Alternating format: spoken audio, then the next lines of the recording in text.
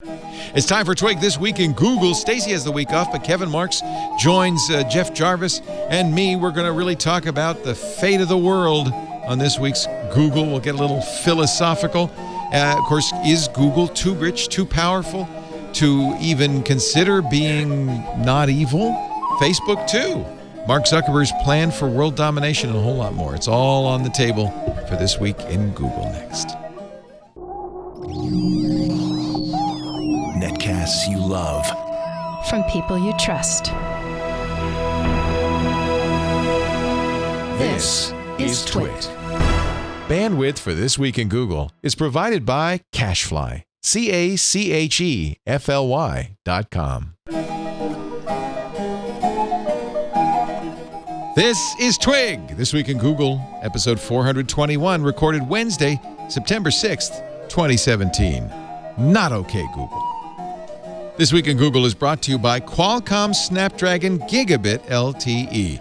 To make the most of your unlimited data plan, go to snapdragon.com/gigabit. And by Capterra. Capterra is a free and easy-to-use software comparison site with over 400 categories of business software to choose from and thousands of reviews from actual software users like you. Visit capterra.com/twig today. It's time for Twig This Week in Google, the show where we get together with some of the best Google minds and Facebook minds and Twitter minds and the mind of Jeff Jarvis, professor of journalism at the University of New York and author of What Would Google Do in Public Parts and all sorts of stuff. Buzzmachine.com. Great to see you, Jeff. Missed you. Hey, always good to see you. Yeah. Stacy has the week off, but we have the multi-talented Yorkshireman, Kevin Marks. Indie web. Dr. Yorkshireman, I suppose. Where are you? You're in Somerset. Where are you? I don't remember where you are. No, I'm in Yorkshire. You are Yorkshire. Okay. Call me a Yorkshireman is pushing it a little. My wife's from here. I don't count as a Yorkshireman quite yet. I've only been here 6 months. Really? Or do you have to really be sixth generation to be a Yorkshireman? No, you can. All right, you can adopt it. I love Yorkshire people. I watched All Creatures Great and Small's in Yorkshire, isn't it? It is. Yeah, I just love that. I love that. Oh, yeah, it's beautiful. Yeah, beautiful country and a kind of phlegmatic people. They're like people from Maine around here, kind of like that. Just kind of, yep. We have so much to talk about. Let's start with the story that is just now breaking from the Washington Post. Facebook says, turns out we sold political ads to a shady Russian company during the election. They told congressional investigators today they discovered this to a company seeking to target U.S. voters, company in a Russian troll farm with sales of $100,000 of ads with a history of pushing pro-Kremlin propaganda. They directly named Republican nominee Donald Trump and Democrat Hillary Clinton. I'll bet they did. Most of the ads focused on pumping politically divisive issues such as gun rights and immigration fears, gay rights, racial discrimination. Wow. Yeah. But Facebook... I'll bet that's not all. Is it Facebook's job to block that kind of thing? I don't... I would report it. Attention. I would report it. Yeah. The question is, was it called to their attention, and did they not do anything? But here's the problem. I guess I take that back. How would it, if you saw the ad? How would you know it's a Russian ad? Yeah. We saw all this crap come across. And so the question is, how does Facebook in the end know that it's a Russian company, and how could they have known, and how will they know in the future? We certainly saw that there was tons of Russian manipulation in the election. I've on this show before, I've quoted the NATO Handbook on Russian Information Warfare, and it's a script for what we're going through. And so, yes, I think they have a responsibility to know, so they stop it. The question is how do you know? It is illegal for foreign nations to interfere in the U.S. elections. No, it's illegal for them to contribute. To contribute, but it's not illegal for them. We have a First Amendment here. They could buy ads. If a foreigner wants to come over and say something about our election, they can do that. The First Amendment applies to anybody. You don't have to be American to get protected by it. Yes. Okay. So this isn't an illegal. This isn't illegal. It's just helping the scumballs. Yeah. Does Facebook have a higher obligation yes. than U.S. law to prevent this? Yeah, certainly it does. The same way that if you're a news, again, I'm not trying to call them media, but if you're another medium that takes advertising, so if the Kremlin came along and wanted to buy an ad on CBS attacking Hillary Clinton on the behalf of Donald Trump, should CBS take the ad? It's not just in politics, too. These ads can be used to spread misinformation. They're the Internet Research Agency, which is this troll farm in St. Petersburg. Nice name, the Internet Research Agency. Also, apparently, in 2013, by the way, 600 people employed across Russia. So it's a big troll farm. I'm sorry, 2015, the New York Times Magazine reported that the Internet Research Agency had launched social media campaigns in the U.S., including a sophisticated hoax that spread false news of a chemical leak in Louisiana in 2014, apparently to sow chaos and fear. So, because, I feel like there's not much we can do about this because the internet has made us, this is the price we pay for being an open nation, the internet and having an open internet, right? Well, I mean, there's back and forth on that. I mean, the UK is a fairly open nation, but we ban political advertising here and police it very closely. So there's. But what about this disinformation campaign, which is not political advertising, but merely an attempt to sow chaos? That's tough. That is which tough is the goal. Yeah, I mean, that's the goal. Yeah. As Dana Boyd points out, is polarization is the goal. Right. Attack on institutions. A weak West is good for Putin. Right, and so we play along in media when we end up repeating their agendas. Even when we debunk them, even when we fact check them, we help them. Can we ask Facebook to do something that the U.S. law does not ask them to do? In other words, to block these things? Sure. We ask them to not put up sleazy porn ads. We ask them not to put up sleazy drug ads. Google's taken down, junky drug ads. I wish every media company would get rid of the likes of Rev Content and such. There's a lot of sleazy, junky ads out there. So I think we can expect them to have quality. That's so. I've done some work with Storiful and Moat at the News Integrity Initiative at CUNY, and again, full disclosure, so folks know that it is funded in great measure by Facebook. But I have independence of Facebook. So we've started identifying the worst of the worst, lowest rotten hanging fruit of fake news sites, outright lies. I don't have the numbers now yet, but we'll put them out as soon as we have them. But some surprising proportion of ad revenue that at least one company sees passing by its sites from major companies goes to these bad sites. You have sleeping giants telling companies to get off Breitbart. Yeah, I think that there is at least a public and consumer expectation now to behave and not to support crap. And there's no question that these social media campaigns and advertising campaigns can work. They're powerful. I mean, yes. That's one of the things we've learned about Facebook is how powerful advertising is on Facebook. Here's another story. This is Dan Gooden writing in Ars Technica. A hacking group dubbed Dragonfly has been attacking U.S. and European energy companies since at least 2011, establishing beachheads in the electrical grid. Eric Chen, who is technical director of Symantec's Security Response and Technology Division, said, "What's most concerning is we now see them intruding on operational networks of energy companies. They actually... Before we were talking about them being one step away. What we see now is they're potentially in those networks 0 steps away from flipping the switch. There are no more technical hurdles for them to jump over.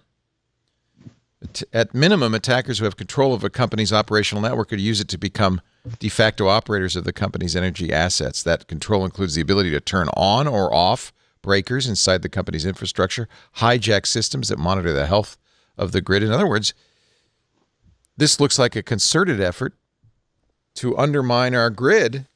We saw it happen in Ukraine. Ukraine's considered to be the test bed for Russian hacking. This is again why I recommend the NATO handbook on Russian information warfare, because it goes through exactly what was done and says that it's meant to turn us against each other. It's meant to turn us against the truth, to doubt the existence of truth.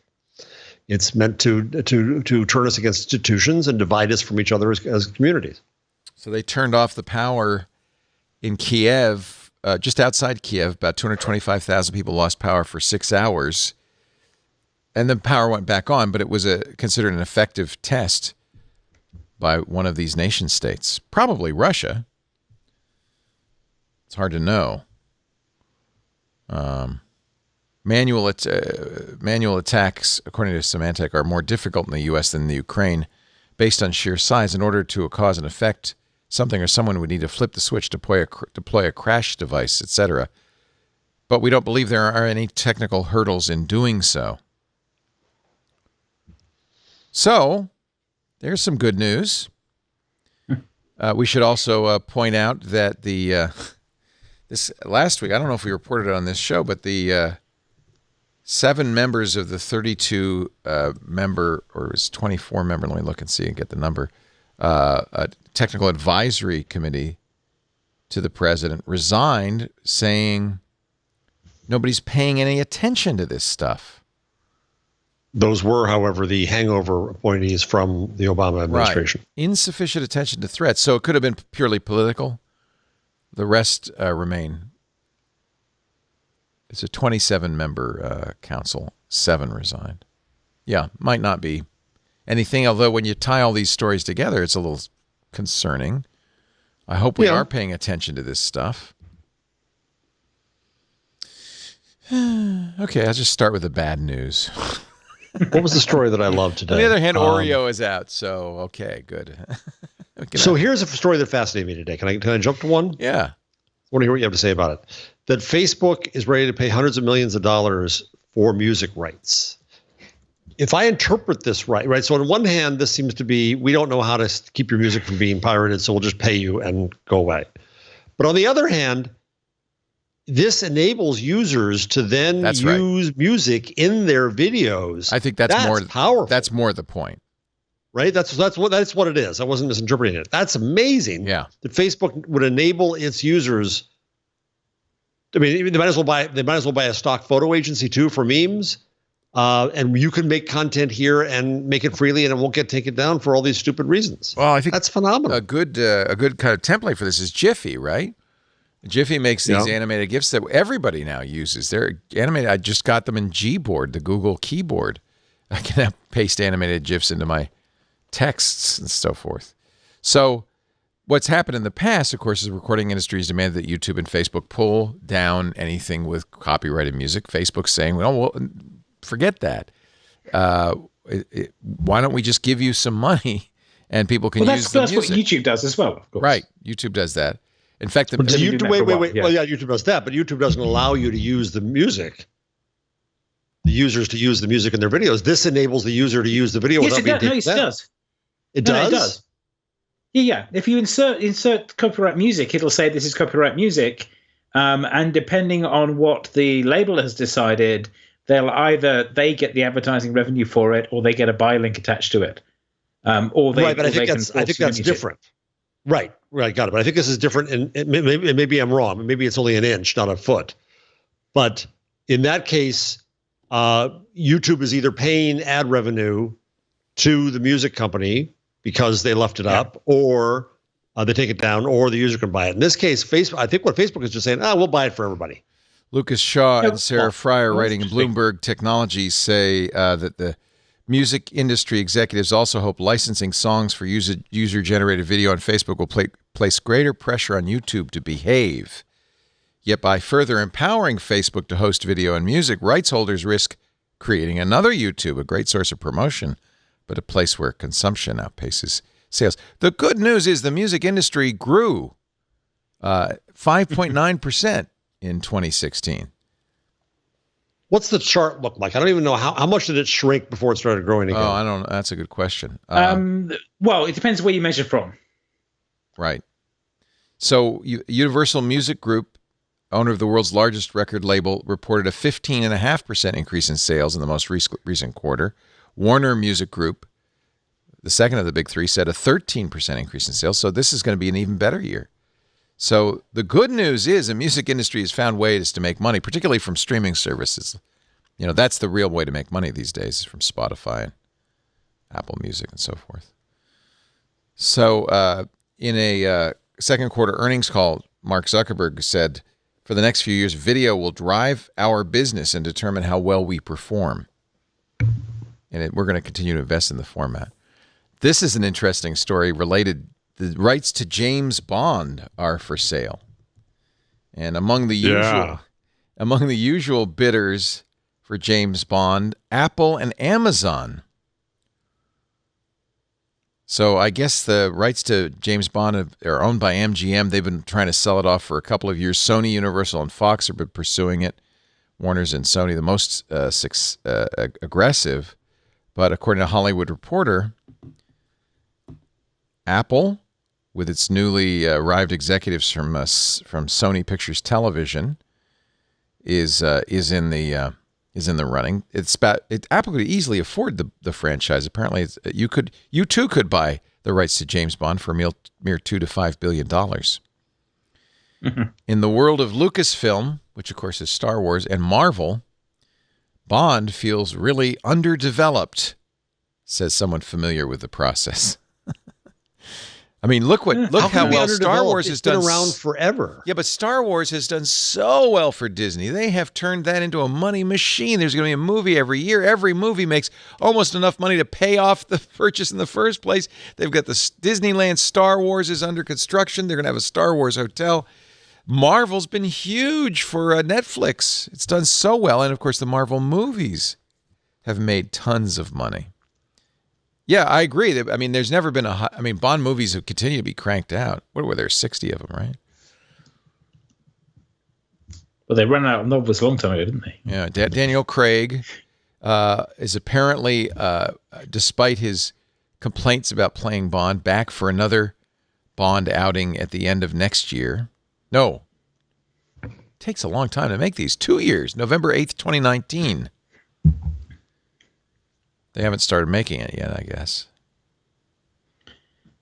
It'd be funny if Apple bought Bond. I think Amazon. It'd be great. Amazon's been underwriting some really good movies lately, and I think that maybe either Amazon or Apple would be more willing to take chances than traditional movie companies. That's one of the things that I think Disney has done such a good job with Star Wars by taking some chances and winning Star Wars fans over. The biggest, it was Force Friday last Friday. And I don't know how many R2-D2s and BB-8s they sold, but a ton of them. Everybody's talking about them for Christmas. That'll be the Christmas gift, I'm sure. The Sphero R2-D2s and the new BB-8, the dark BB-8. Okay. All right. So you see, that was some happy news. That was a little bit happy. Cheered everybody up. Kind of. Yep. We talked about it Sunday on Twit. I can't remember if we talked last week about the think tank. Yeah, we did. So there was a follow-up that we didn't have, which was, of course, Kashmir Hill's article. Which was very good. Yeah, although you're the journalism expert, so I'm curious what your take is on this. Kashmir, of course, we love Kashmir Hill. She's great. She's a great reporter. Doing special projects for Gizmodo. She writes, yes, Google uses its power to quash ideas it doesn't like. I know because it happened to me. She's been telling this story apparently at bars for some time. She said that. I didn't make that up. It's been a good bar story for her. But when she worked at Forbes, so this is, I don't think it's completely clear, Jeff, but I want your take on this as a journalism professor, as an ethics expert. She was both a reporter for Forbes, but also managing social media, and wearing her hat as the social media arm, was invited to a meeting with Google, which was about to roll out its Google Plus social network. Google salespeople had made the other executives sign an NDA. Apparently, she did not know about that, did identify herself as a reporter, but was then told by the Google salespeople Forbes should add the +1 button to its site, right next to the already Facebook like button and Reddit share button. They said, this is Kashmir's writing, it was important to do so because the plus recommendations would be a factor in search results. a crucial source of traffic to publishers. This sounded like a news story to me. Google's dominance in search and news give it tremendous power over publishers. So she said, did I just hear correctly? If a publisher doesn't put a +1 button on the page, its search results would suffer? The salespeople said yes. She did the right thing immediately afterwards. She went to Google's public relations team as a reporter, not as a social media person, told them that she'd been in the meeting, said, did I understand correctly? The press office said yes. We prefer to say the plus button influences the ranking, but they didn't deny what their salespeople told me. She says, if you don't feature the +1 button, your stories will be harder to find with Google. So she published a story headlined, stick Google Plus buttons on your pages or your search traffic suffers. That is a big story. Google complained, saying that was an NDA'd meeting. She can't write about that. They asked her editors to take it down. They went to her and said, take it down. I'm not sure why, but I guess they had. Yeah. I don't know. Anyway, they had a very strange CMS in those days. She probably had to. I can't log in and take it down, but could you? She said, I thought it was an important story, but I didn't want to cause problems for my employer. And if everybody was covered by an NDA, I can understand why Google would object. She said, because I'd gone to the PR team and before publishing, it was already out there. I felt it more sense to keep the story up. But after continued pressure from my bosses, I took the piece down, a decision I will always regret. Now, this next piece, I think, doesn't prove anything. But she says then the cache results of the story were deleted and you couldn't find that story. Google's crawler just didn't show that story. She said that was a little suspicious to me. She got actually, I thought, a very good letter from Google after she published this story in Gizmodo. Their response was, I thought, well written. Well, I didn't see that. Yeah. Hi, Kashmir. I want to clear the air on this. We've always enjoyed working respectfully with you and are sad that you've carried this since 2011. I'm sorry about how this went down. I wanted to give you the TikTok from our end. Let me tell you who's writing here so you can. It's Rob Shilkin, who's Vice President of Global Communications at Google. From our perspective, this was a disagreement over whether a meeting was held under an NDA. Our sales team, I'll go on. You can read more about that. I understand our PR rep asked the piece come down from Forbes' website as it was reporting on a confidential business meeting. Your editor agreed. He told our PR rep the article is being removed because it involved reporting on an NDA meeting. As for the Google cache, and this is important, it's trivial for the website owner to request that the cache be cleared. I assume this is what happened because we had nothing to do with removing the article from the cache. We would never engage in this type of behavior. I hope you understand that. You've long held our and the tech industry's feet to the fire on privacy issues. You've written more than a few critical stories about Google Plus and many other things. To my knowledge, never have we had any issues like this, even with the most critical story. So after reading this, Jeff, I feel like, well, it was an NDA'd meeting. It wasn't her. The other she great should have been example told of it this- was an NDA'd meeting. So what was there was a case with the Guardian and the private the confessions site that used to exist. Oh God, you remember what that was? Where people would go on Secret? anonymously and confess things. Secret. Yeah. Yeah, it was a Post secret. Secret? Okay, and, Oh, Yeah, one? post secret. Yeah. was it? No, I don't think it was post secret. Anyway. But there was Something a like that. promotional there was the same thing happened, a business meeting where journalists were part of it, because journalists are now the walls aren't clear. So journalists are part of product. Journalists can sit in the meeting with product with somebody else. It's all mushed in now. And the journalist knows something. And so the Guardian said our greater goal, our greater responsibility here is to the public. And they reported that information was being I wish I could remember the details of the story. I'm sure somebody in the chat room has it. Information on users was not as private as they thought. It was a mushy story in lots of ways. At some level, I think that the journalist has to ask where her obligation lies first. And I would say it lies first with the public. To be clear, she had not signed the NDA. If she'd signed an NDA, this would be a different. PR people. She called the PR people. So what happens if instead of meeting with Forbes, Google had the same meeting with Business Week, and over that drink that apparently Kashmir enjoys, and that Google also had at the end of his letter, over that drink, the business person from Business Week says, Kashmir, you cover Google. I got to tell you what, boy, this thing just happened. And that person may have violated an NDA, But like a reporter, whether it's Snowden or anybody else, when the it doesn't reporter matter. finds it out, Yeah. reporter's obligation is to free the information. If you haven't signed the NDA or agreed this is off the record, or because and I'm sure Kashmir does honor it. If somebody says this is off the record, she doesn't report that, right? Right. So regardless of the public's interest. Is that Google made a mistake in asking for it to be taken down back in the day. Whether it's NDA or not, once it was out. And for Google to be caught in the right to be forgotten problem. Yeah. And Google to argue that we shouldn't be erasing history, for the Google to then go to a media company and try to erase history. Sorry. Don't say the G word. I said it too often. Yeah. That I would say no, is wrong. Google's not listening. Oh no. You said it's not okay. That was the problem. Not okay, Google. Not okay, Google. Okay, so that's the one issue. Just went off. That's the one issue.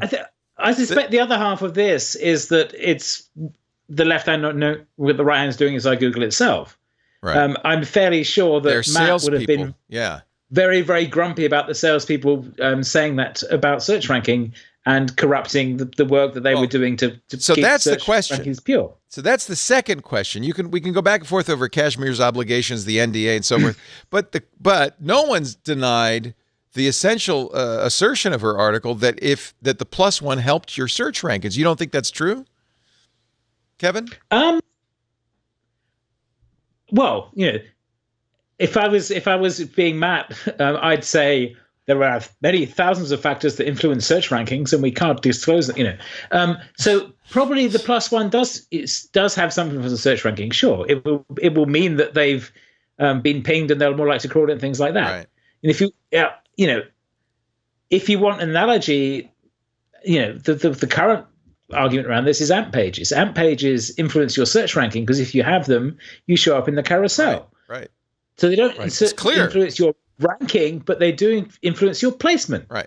And so that's a tricky one for Google is dancing around that at the moment, and they're arguing it in good faith on both sides to some extent, but from the media company's point of view, a lot of the reason they're doing AMP is to improve their search ranking. In practice, it's improving their search ranking because their pages actually load rather than just sit there and spin at you while junk downloads onto your phone. But there is the reason that the carrot there is that they show up in the carousel. And any of these, when you're a company that big, a carrot and a sticker is not that.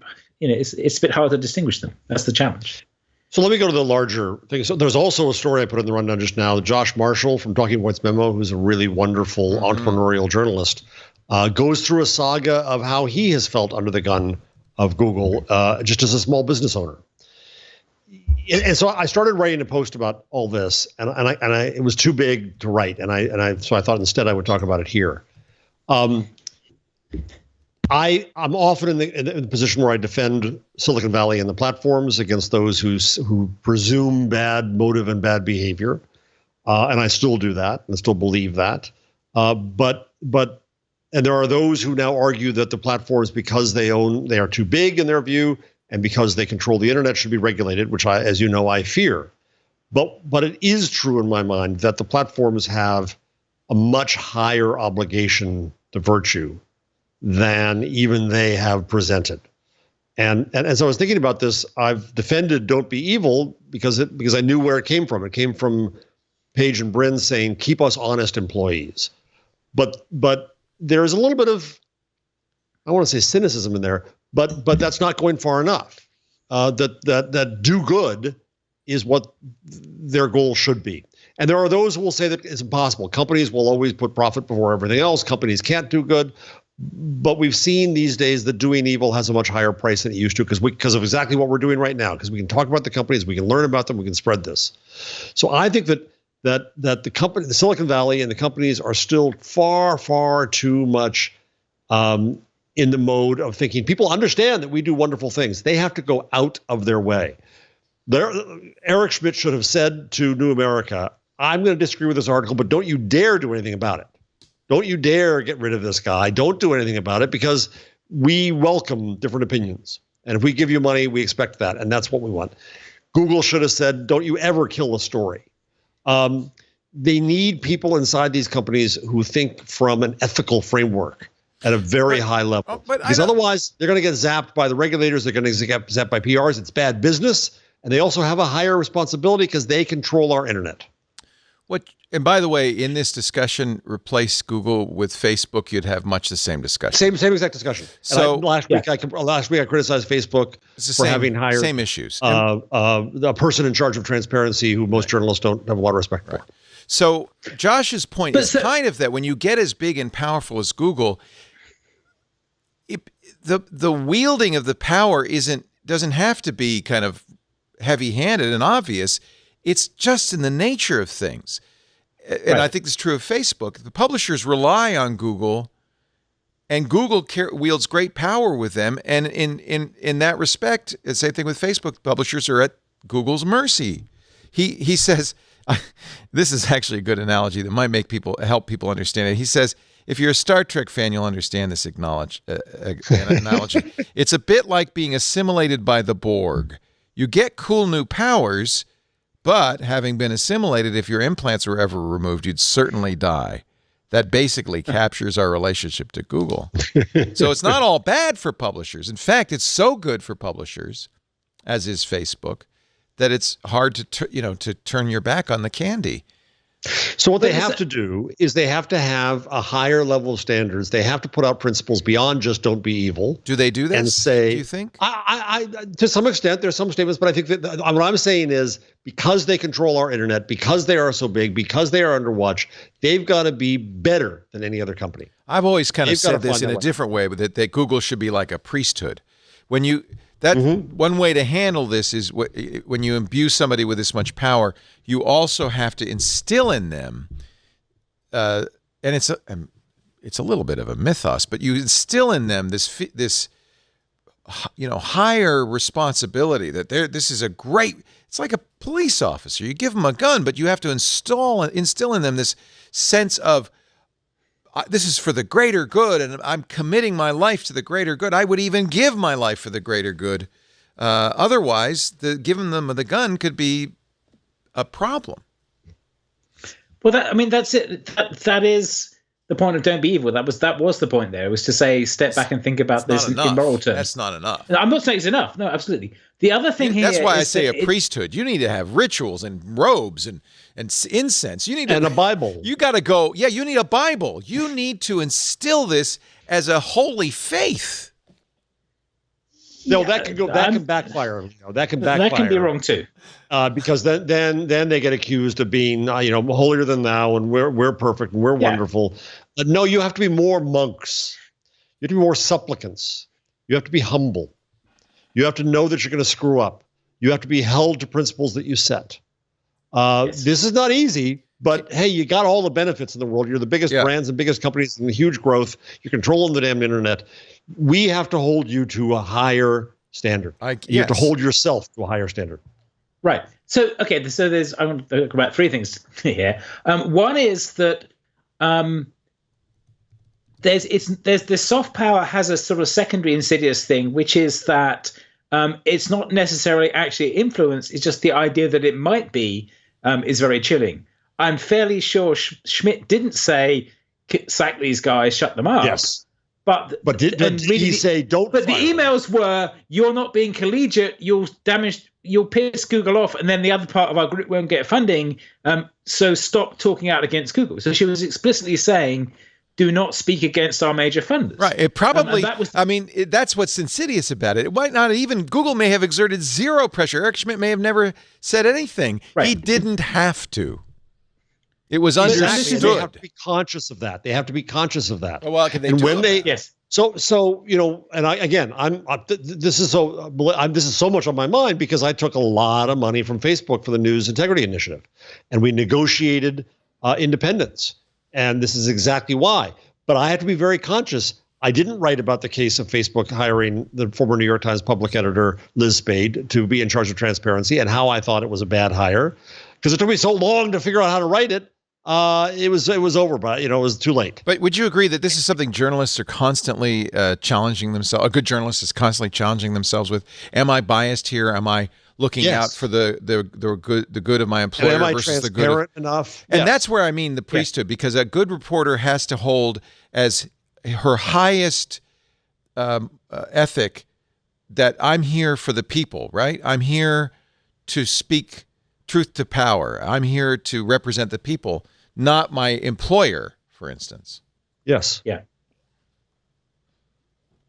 We do that sometimes to an obnoxious extent. I mean, I've seen. I don't think it may be obnoxious. Who cares? It needs to be done. I'm saying No. What I'm saying is, I've seen cases where let's say it looks arrogant. And, yeah. Well, no, I've seen cases where the business side of a newspaper will do a deal with a company, and every reporter will back over themselves to not ever work for that company and to try to expose how awful that company because the business side didn't. They can we deal with that all the time. I tell our people, you need to know who our sponsors are. You need to disclaim it when you're doing a story on our sponsors, and you can't give our sponsors favorite treatment. But on the other hand, you can't be. It's very hard to do. You can't be negative about them either. If possible, put it out of your mind that they're a sponsor and report exactly as you would have if they weren't. That is very hard to do. And it gets really hard if you're not. This is a flat institution. So advertising is right here. There's no firewall between editorial and advertising in a podcast because we do the ads. So it's a very challenging thing to do. Nor is there in a product world in a news organization now where you're creating new products all the time. And in that team, you have technology and marketing and sales and editorial and all in together, which is the way it should be. So that's why the priesthood doesn't extend just to the journalists. It extends to everybody in the company. And I think that people in media companies, every employee should be trained in the eternal verities of journalism and the cause of what they're doing and why they exist.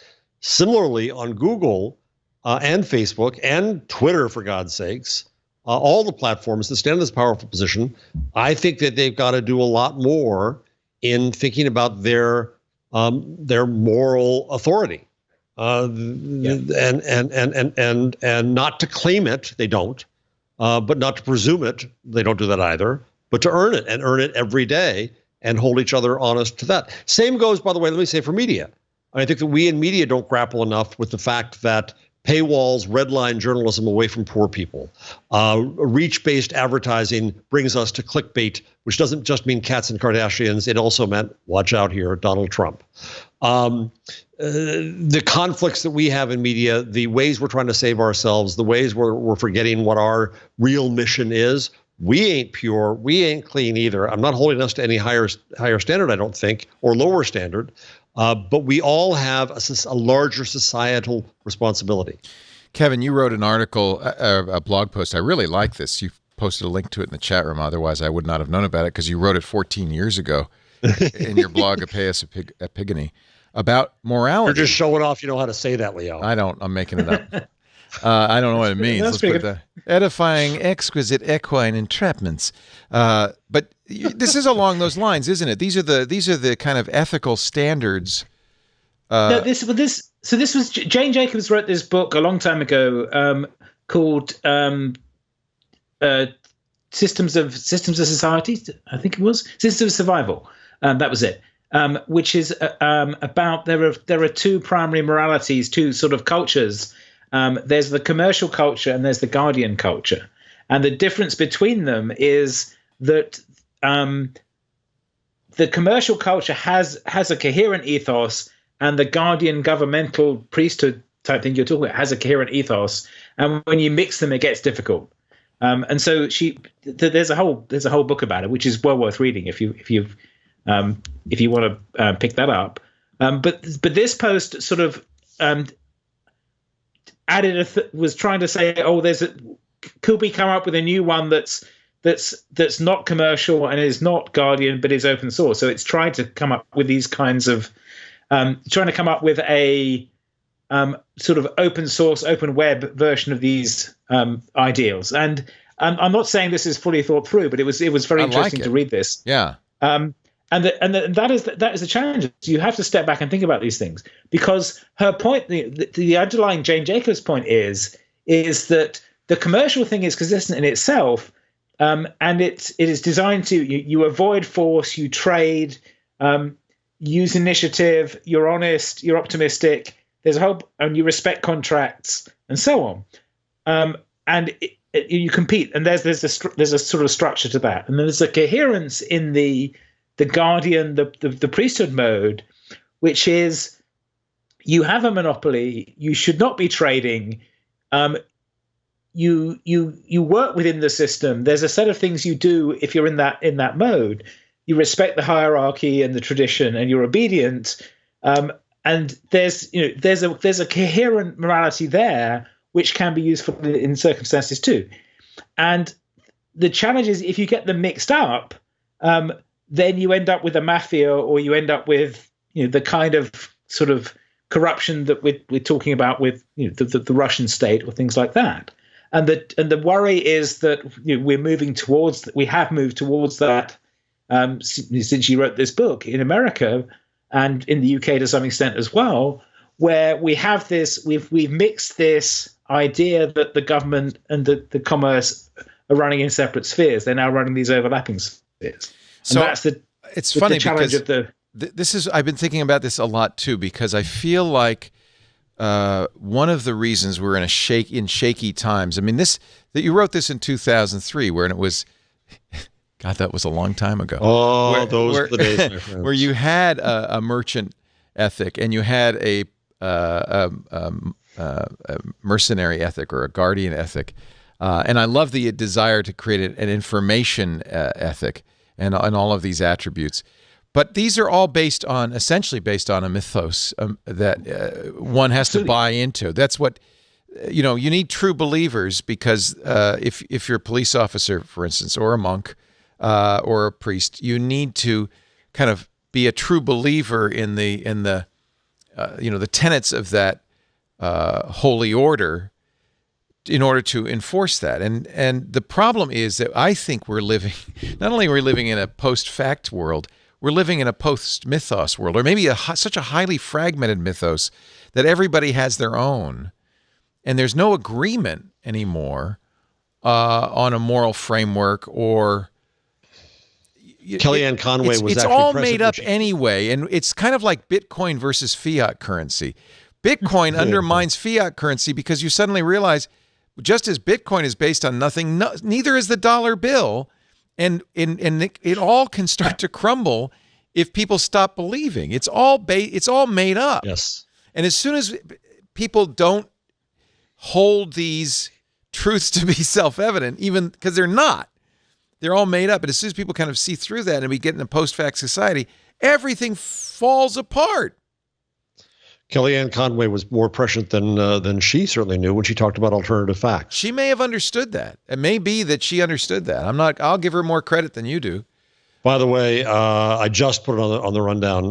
Facebook, Alex Stamos, the chief security officer of Facebook, just put up an update on the Russian ads. Oh, good. Let me look it up. Okay. So that's what I feel like we're in this. Why we're in this? I think we are. Time of shifting sands. So, an update on information operations on Facebook. Skip to the very bottom. We will continue to invest in our people and technology to help provide a safe place for civic discourse and meaningful connections. They call this misuse of their platform. Alex, by the way, is awesome, and I have huge respect for him. Where was Alex before? He was at Uber before, wasn't he? Somewhere not so good. Yeah, no, he was at Yahoo. I'm sorry, he was at Yahoo, and he left because there was a breach, and Marissa Mayer didn't tell him, and he was so affronted. That's what it was. That he walked out the door and went over to Facebook. But he's a good security guy. So 3,000 ads, about 470 inauthentic accounts and pages in violation of our policies. Interesting. We don't allow inauthentic accounts on Facebook. They've shut down. The vast majority of these ads were run by accounts that didn't specifically reference U.S. presidential election voting and other candidates. Rather, the ads and accounts appear to focus on amplifying divisive social and political messages across the ideological spectrum. 1/4 were geographically targeted, and of those, more ran in 2015 and 16. The majority displayed by these accounts amplified divisive messages were consistent with the techniques mentioned in the white paper we released in April about information operations. It's hard to get people interested or upset about this, isn't it? I mean, you can say, look, we're being manipulated. People go, yeah, not really. I'm not worried about it. Oh, this is what, read the Data and Society report, read the NATO report, read the RAND report. We know about it. We know it, but I don't think the general public gives two figs about it. And that's part of the point, is that's part of the goal. The goal is to make them say, you're all corrupt and nothing's true anyway, and there is no... That's exactly right. The goal is to break down the mythos America is a myth. Yes. Yes. And, it is. Yeah, it's a myth, but it's a myth that we need to believe in if we're going to continue to move forward. And so, but it's very fragile if you can get people to say, oh yeah, I've been seeing this for years, geeks especially saying, oh, it doesn't make any difference. It's meaningless. It's corrupt. I'm not going to participate. Institutions are myths. Education is a myth. Myths. Expertise is a myth. It's all myths. Right? And it's one if we believe in it, other bricks go on top. What's what makes society? It's what makes civilization. Civilization is fundamentally a myth. But it's but if you want order, you need to get people to believe in it. At least somewhat. Or at least pay lip service to it. What I concentrate on a lot these days is civility. Yep. I think part of what's happening is that we have the institutions of yore. We have government, media, corporations, NGOs. And there's a fifth institution, which is communities. And there's a great good to be had in that. I find my people. I can connect with people. I can do things with them. There's also a bad in that. People who aren't in my community are bad. The strangers are others. I trust my friends in my community more than I do doctors and lawyers and accountants and professors. We're at a point where people are refiguring their allegiances and beliefs around these institutions. Yeah, it's hard times, and it ain't gonna be. We're too old. All of us are too old to see how this turns out. Sorry. I worry about you're right, and in some ways I kind of am glad about that. But I worry about my kids. We all have kids roughly the same age who are entering this new world. Yep. And it's not a world like we grew up in. It's a very different world. It's not a world like 2003. Those innocent days, Kevin. You've got fairly intractable problems. Not to mention superstorms heading up the coast. I mean, it's terrifying. Is it just being? I feel like I'm trying to. In my own mind, am I just getting old? Is this really look bad? Is this objectively bad? This is a bad couple. I feel years. like it's objectively bad, but I don't know.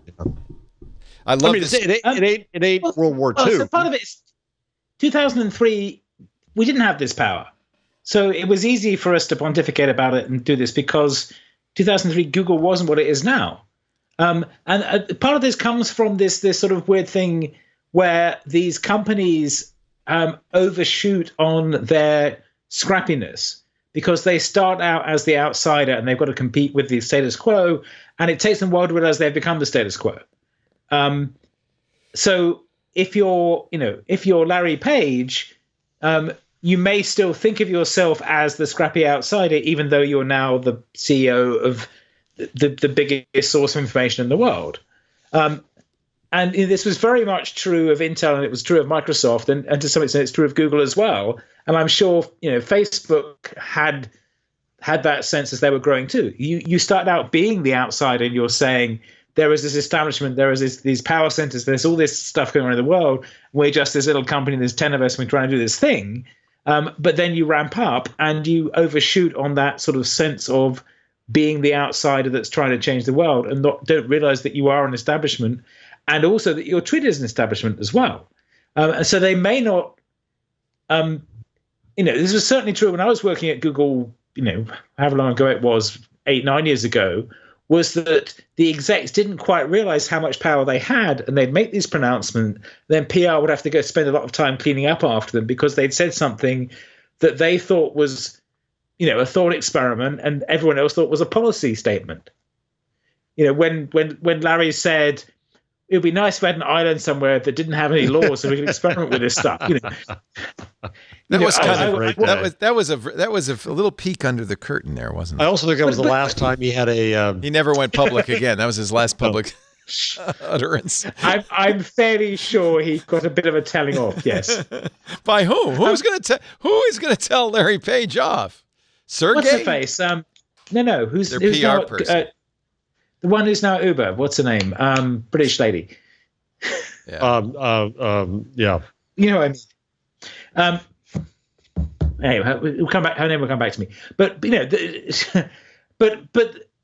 a lot of the, you know, Actually, she's not at Uber anymore. She left and went to Facebook. Yeah, she didn't last very long. Oh, she went to Facebook. Oh, there you okay. go. To Facebook now. There you go. Yeah, there you go. We're around. So I think I find. By the way, I think Mark Zuckerberg. People said, why would he want to be president of the Rachel Whetstone. Right. Rachel Whetstone. People say, why would Mark Zuckerberg want to take a step down and become president of the United States? I suddenly realized he doesn't want to be president of the United States. No. He sees a world, a one world power. He wants to rule the world. Well, no. So here's the question. Here's the stupid kind of. Are we USA moving Today in that direction? Well, here's put it this way. Here's a stupid question for you. This is like a USA Today stupid poll. Who's more powerful today? Right. Larry Page or Donald Trump? Well, Donald Trump's got nukes. So there is True. There is a little bit of a. We hope we can't use them. Well, he can, and so I think that's the problem. Is government isn't on the same scale as enterprise. However, no, because of the rise of wars are now multinational. fought with bits. Yeah. Not necessarily with. I think gunpowder. we're approaching that era. But Schmidt used to say this. Schmidt would say, "Who do you trust more to tell you the truth, the government or Google?" Right. I think they're on equal. And you know, he was making it explicit then. Neither. And, a lot of the time, no, but we do trust Google. I mean, Google is, you know, now it'll give us some answers. Nowadays, it will often give us wrong answers, and we'll call them out on it, and they'll gradually fix it. But it's kind of like those three moralities. I think neither one will tell you. They'll tell you their truth. Okay, I've got a clip for you. If you can play a clip, can you play a clip? Well, right now we're having trouble, I think, with our switcher because it's been sitting on Jeff for a while, and that's happened. I put it YouTube. We don't want that. We don't want Jeff to have too much airtime. No. You put it in the chat room. It's clear proof it's broken. You put it's in the chat room. All right, let me open this up. It's a TV clip from. This is Terry Pratchett. You put this quote up earlier. I like this. This is from a movie called Hogfather. Well, it was originally a novel by Terry Pratchett called Hogfather. This is the TV version of it. Are you getting my audio, Karsten? Do you know?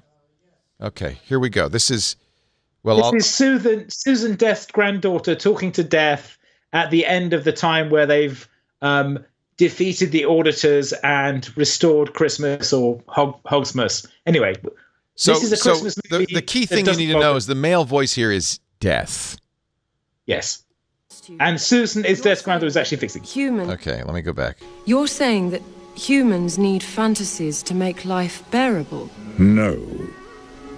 Humans need fantasy to be human. To be the place where the falling angel meets the rising ape. With tooth fairies, hogfathers. Yes. As practice, you have to start out learning to believe the little lies. So we can believe the big ones? Yes.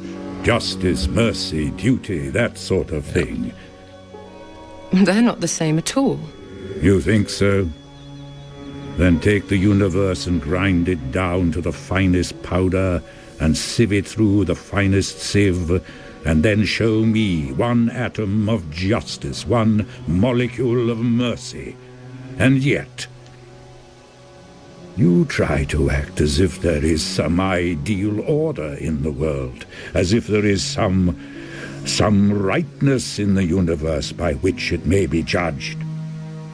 But people have got to believe that. What's the point?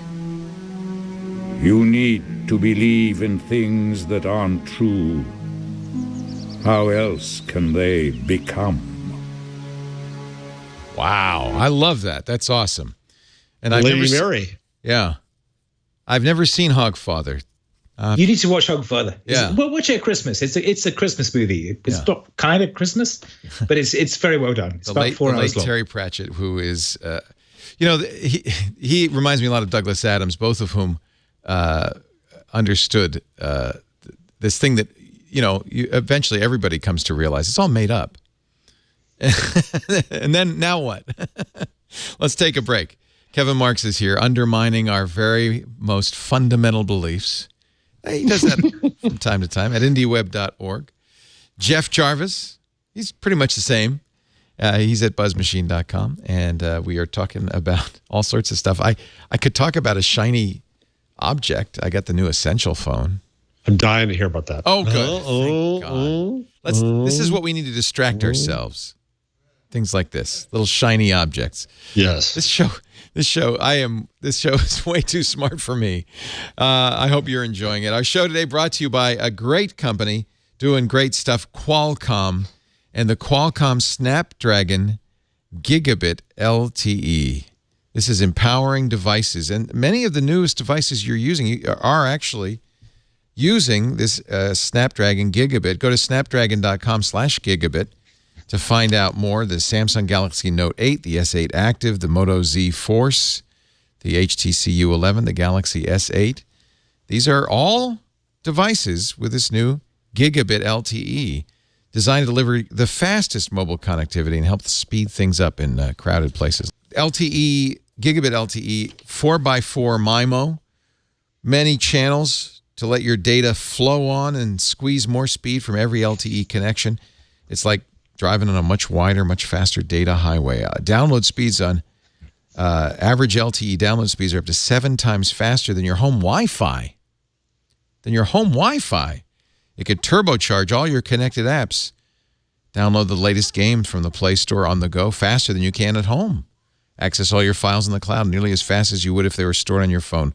Load Android Instant apps, well, almost instantly. Snapdragon Gigabit LTE technology. It uses the network so much more efficiently, you'll be leaving plenty of room for others to make the most of their data plans as well. There's a lot more information. That's just the 30,000 foot, but there's a lot more information on the page. Make the most of your unlimited data plan with epic download speeds in the newest Android devices at snapdragon.com/gigabit. Carrier aggregation 4x4 MIMO, 256 QAM, LTE-U, LAA. And there's a lot of information, including some great Snapdragon podcasts that explain it all. Snapdragon Gigabit LTE. Find out more at snapdragon.com/gigabit. We thank Qualcomm for their support. Wow. Wait. That's fascinating in and of itself. Has Qualcomm ever advertised not that I know of modems inside of phones? Well, it's like, it reminds me of Intel Inside. Remember Intel spent a lot of money to persuade you that Intel chips are better? But that was just kind of branding, saying, "Oh, we're Intel, and you trust us, and we're wonderful. You've heard of us." This is interesting because it's also a specific consumer benefit. Well, but they're also, I mean, notice where they're buying the ad. They're aiming at a technically literate audience. Oh no, I get that, but that's very cool. Yeah, I'm when they called us up, I said, "Yeah, you bet." Talk about an advertiser that's appropriate for the show. Absolutely. In fact, there's rumors that Microsoft's going to announce new Surface devices running Qualcomm ARM chips. So that's, I mean, if you know, I wish I had it right now because I'm downloading. Intel. I'm downloading Oreo. I just got it. Hallelujah. Just got the offer, and it's not going fast enough. It would go faster with a Snapdragon Gigabit LTE. I have to think that the Pixel 2 will have it. Yeah. You have it? I gave up. I finally went into the beta channel and said, okay. Yeah, no, I just got it. The Pixel XL gave it to me yesterday, yeah. Yeah, it's coming out now. Do you notice any difference? I don't notice a huge amount of difference. There's some subtle things. The Ars Technica review was really helpful because, as often is the case with these things, it told me a bunch of things that I was like, did that change or was? Yeah, Ron Amadio did a brilliant job. This is a 20,000 word review. Oh, it's unbelievable. It is. It's really the piece I just linked to actually ties up back with the Qualcomm thing, because I hadn't actually clocked this in detail before, and you've probably covered this all about Android already. But one of the key changes they've made in Oreo is the ability to upgrade parts of the OS independently of the OEMs. Project Treble. Project Treble, yes. Yeah, this is Google's had to do this because The biggest problem with Android is these older Android phones that just will never be secure because they'll never be upgraded. So by extracting bits of the OS, they've been doing this for a while, and making it updatable. Part of the point of this is what they said was they realized that they were dealing with huge numbers of OEMs. They were dealing with a bunch of carriers. There's a whole bunch of stuff going on, but they were dealing with a smaller number of chipset makers. And so what they did was they said, okay, let's define hardware abstraction layers around the chipsets, and then we will simplify the problem because we're dealing with Qualcomm and a few other chip makers like them, and we can work with them directly. And once we've got that piece abstracted, then the OEMs can layer on some software stuff in between. So they basically restructured the software stack to focus on the abstracting the hardware out, so that it's easier to deploy this stuff in multiple stages. So isn't this what Microsoft did years ago with their hardware abstraction layer? The idea of, because there was such heterogeneity in the hardware that they had to really lift the operating system above that and then have a layer that interfaced with the hardware. And to some extent, Apple does it too. Except Apple does this. Apple has a hardware abstraction layer, and they have multiple vendors, and they get them to compete for each piece of the stack they're building, and then they pick one for each release. So, way back when I was at Apple, even longer ago than 2000-ish, the point there was we would define a hardware abstraction layer, and then we would go to the vendors and say, okay, implement this hardware abstraction layer, we'll see which one of you does better, and we'll ship that one in this product. And the goal was always to have more than one vendor for each piece of the system, so that you could have multiple bids, and no one was able to hold you hostage. That's less true now. And part of the reason they end up buying some of those companies and doing these long-term deals was that they are so much of the market, it's harder for them to ramp up the delivery of the vendors and so on. But this is a similar thing. They said, okay, there's a choke point here. We can have a large number of OEM vendors who build different devices and things on the end, but there's only so many chipsets that are made, because making a chipset is a huge investment of time and money and physical silicon and stuff. So Ron points out that to update Android, Google has to go, but after Google does its update, it then has to go through 3 major steps, going to the system on a chip vendors like Qualcomm or Samsung, and get them, and this is in the past, get them to vet the release and modify it for their hardware. Then the OEMs, Samsung and LG, get the OS, test it with their the theme modifications and so forth. And then finally, the carriers get it. And it's usually the carriers that send it out to the users. But and we know this, each step not only causes delay, but also offers a roadblock. Any one of those people could say, we're not going to update it for those phones. So Project Treble has a vendor interface, a standard interface that sits between the OS and the hardware. The system on a chip vendor, Qualcomm, for instance, plugs into that interface, and then which is basically what we call a hardware extraction layer, and the OS plugs into it, and so that way, the system on a chip vendor doesn't have to do as much work to get the new version of Android working. You still have some customization, but at least that can be done kind of in parallel. You don't have to wait for the system on a chip. So they have a new vendor test suite. Yeah, this is stuff that when you get your Android phone running Oreo, you're not going to notice a change there, but it's a big deal for security. And you won't notice this for a while yet. Yeah. It'll make it possible to update these phones faster and for a longer period of time, which is really I applaud Google for really focusing on that and working on that. Supposedly, they're going to improve battery life. They're going to, they have these progressive loading apps now. There's a lot of features. Even a few new, the way the system setting tray works is a little bit different. The problem is you can't really describe it unless we're all talking about Pixel phones, because almost everybody else customizes it heavily, and you won't see the same changes. I don't see a huge difference on my Pixel, but you want the latest, I presume. Well, you see this sort of notification changes. That's a big change, yeah. Yeah. It's got change just went to sleep on me. So the notifications have got more distinguishing between them. The live playing one picks up the color. Right. That's kind of neat. There's I'm not going to be able to demonstrate this because you have to get the right kind of notifications. But basically, it tells you when there's stuff running in the background. Right. And you get those doing there. As you pull down the notifications, you see the little icons come out of there and cool? start turning back in. Yeah, I like that. Go back in again. Yeah. So there's a set of interesting stuff about the notifications. Also, the apps now get little dots on them. Have I got any? Oh yeah, Gmail at the bottom has one, but they're not counts like on iOS because counts are kind of stressful. It's just a dot saying you've got mail. Just a little dot saying you've got mail. Then you if you hold it down, it shows you the notification. Oh, that's there nice. As well. Oh, that's nice. And then you can dismiss that on its own or whatever, or click through. So it's not like, oh, this is going to change the world. It's more like they spent a lot of time sweating the details and making a lot of these things that are already quite good a bit better. They're also clamping down on wake locks, which is the bane of battery life. Applications that wake your phone up and keep them awake while they do stuff. Apparently, Android will manage this. There won't be. This is kind of what Apple did, and gets very good battery life on the iPhone because of it. Free running background services are no longer a thing in Android. That's good news. And when stuff is running in the background, it tells you. It lets you know. Yeah. Let's see. They're gonna, a little more efficiency here and there.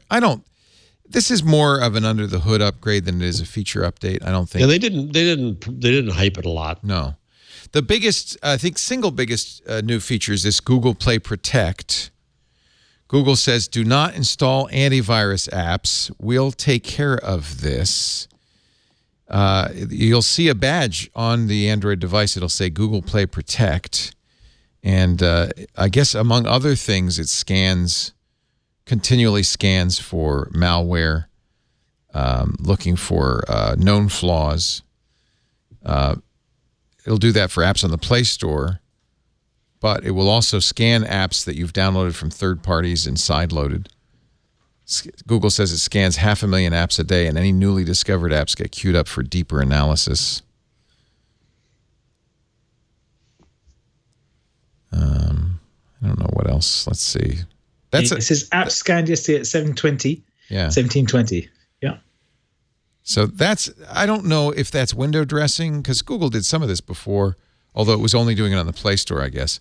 But a lot of this is about making the phone, I think there's kind of three prongs: more secure, better performance and battery life, and then some cosmetic stuff. Stage fright, which has always been a little bit of a problem, the media framework is getting a little bit of protection. The HALs. Well, that's part of the same trouble hardware abstraction layer. So they've basically made it harder, made fewer things have direct contact with the hardware, and wrap those in abstraction layers so that they've got more control over them. So that's, again, this is sort of another reason to do that same kind of work. Web views are sandboxed, running in isolated instances. That's both for reliability and security. You'll have to use a password if you turn on developer options, but most importantly, new emoji. That's the thumbs. Oh, what happens here? This is a Windows thing. The thumbs are gone. They're now round. No more of those, half round. It's a little sad. Well, good news. There's an emoji for that. A guy crying. He's laughing so hard he's crying. There's a puking emoji. There's a hedgehog. There's a giraffe. Yep. Very exciting. It's funny that you should bring up both the hedgehog and the puking emoji. I think we talked about those same two emoji on Windows Weekly. But also the other part of this restructuring is that emoji and fonts are now resources that you can have control over without them being part of the operating system. Hallelujah. So that means in future they'll be able to update emoji without having to update the operating system. And if they get this right, that will mean they can backport these emoji to old OSs as well. So they're not as tightly bound. So when was the last time we used to make a big deal of a new OS, either in computer or phone. I think those days are over. Well, when was the last time you got excited about it? It's all incremental now. I mean, you can't. Yeah, which is fine. Yeah, it's hard to imagine. I mean, I think that's what's happening with Apple, the new iPhone. But we'll see if Apple delivers. It's very hard to come up with something so new that you go crazy. Well, I mean, Apple is like the last holdout of the Big Bang release, really. Yeah. Everything else has gone continuous, and that is, and overall, that's a good thing. You don't have to think about upgrading stuff as much because the upgrades happen in the background silently, right. Incrementally, and you don't notice that they've changed. And right. the browsers going that way was a huge thing that made a massive improvement. And a lot of it is because we have the web and we can do that. You know, I remember when software was stuff that you packaged on CD-ROMs and put in shelves. You know, that's what we had to do. So that the process was built that way. And Apple still retains some of that because they release a lot of their software with their new machines. So, you know, in a month or so, they'll push out some new hardware, and then we'll suddenly realize what those features in iOS 11 were really for. And that's they're still bound like that, whereas everyone else is much more decoupled now. And overall, that's a good thing. It means that it's easier to patch things, and that often means it's easier to patch security problems as well. But yeah, as you say, you don't say, oh, I've really, you know, don't have I've got to queue all night to get Oreo. It'll just like trickle out to your phone at some point. Right. There's finally color management. I didn't realize this, but Android never had color management. All desktop computers do, of course, but this will help make colors more consistent on different phones. There's a physics-based animation, and there's a new octopus Easter egg. I was playing with that before, yeah. Yeah, it used to be a cat, right? Now it's now it's an octopus. To get it, of course, you have to tap the... Let me go and find it again. Hang on. Yeah, you have to tap on Android version a bunch of times, then long press on the logo. There was a cat game, remember the Neko cat game in Android 7. Android 6 had a Flappy Bird, and then press that button, and lo and behold, a squishy octopus will appear. Apparently. Someday. I'm not pressing hard enough. You weren't quite on the center. You weren't quite on the center. There's also support for SD cards, the new file system, SD card FS, which might make, this has always been kind of a screwy, the way SD cards are supported. There's a squishy octopus. Oh, he's so cute. He's so cute. And you can squish him. Hang on. Boot up times doubled. Even on your hopefully. existing OS. Graphics drivers can now be updated. They've been pulled out into the Play Store as an APK. That's good news. Support for Bluetooth 5. Of course, your hardware will also have to support it. That improves the connectivity, doubles it to 50 megabits with quadruple the range and 8 times the messaging capacity over Bluetooth 4 LE. There's also support for aptX, the new Qualcomm's Bluetooth codec for better quality sound, and Sony's LDAC. Again, hardware support is required. There's a printer service out of the box. You don't have to download a plugin anymore. Oh. Yeah. Default printer service compatibility with 100 million Mopria certified printers, Xerox, Brother, Lexmark, Dell, HP, Samsung, Canon, and Epson. 97%, according to Google, of printers sold worldwide. A big improvement here for musicians, a low latency audio API. This was always, and I always blamed the Linux kernel. This was always a problem for Android users compared to iPad users. There was a 10 millisecond delay in the audio latency, which made it very difficult to do live performance stuff. So you really didn't see a lot of audio apps on Android, but they say they've fixed it. We'll see. They've said they've made it. Well, they haven't really fixed it. There's a new API. There's a new API you have to use instead that gives you a fast path. Yeah. But it still had the Linux problems, and this is very hard to fix. And this yeah, because it's in the kernel, right? Yeah, it's basically the Linux kernel is still a push model, and the iOS kernel is a pull model. And so that dates back to OS 10 and goes back long enough that I was working there when we were changing it. And the difference is that on OS 10 and iOS, there is a very low level interrupt that is running the audio that is pulling the chain all the way through the system, which means that and that has higher priority than memory, which means that you can have audio latency without anything gapping. Whereas Linux still has the sort of file system view of audio where you're writing stuff to a file and it buffers it a bit. And if you want it to not gap, you increase the buffer size. So the lag goes up all the time. And that is very hard to fix. And Google has been talking about fixing this properly for several years now. And they're walking towards it.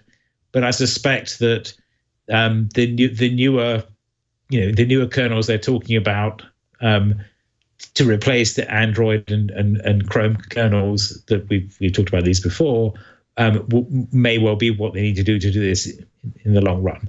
But in the meantime, they've got a new audio API at the system level that is designed to have a lower latency. And again, it's an opt-in one. You're basically in the same way that iOS and OS 10 did this. You're basically saying, in order to work with this API, I guarantee that I will respond within this time, or you will shut me up.